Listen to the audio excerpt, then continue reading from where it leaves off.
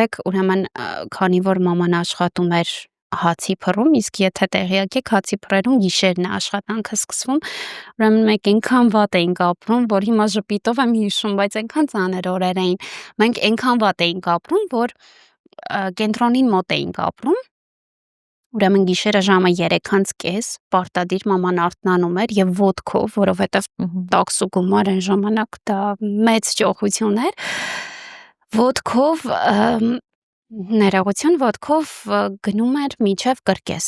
Այսինքն մոտավորապես կես ժամ ինքը կես ժամ 40 րոպե քայլում էր, որպեսզի ու այդ գիշերվա կեսին ու ջահել կին։ Եվ եկավ մի ընթացք, որ ես որոշեցի, որ պետքա աշխատեմ մամայի հետ։ 16 տարեկան էի, եթե չեմ սխալվում, մենք միասին դուրս էինք գալիս, քայլելով գնում էինք ու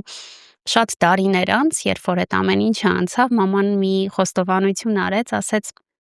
իմիջայլոց տանից դուրս էինք գալիս, Արարատ կոնյակի գործարանի մոտով էինք անցնում ու այնտեղից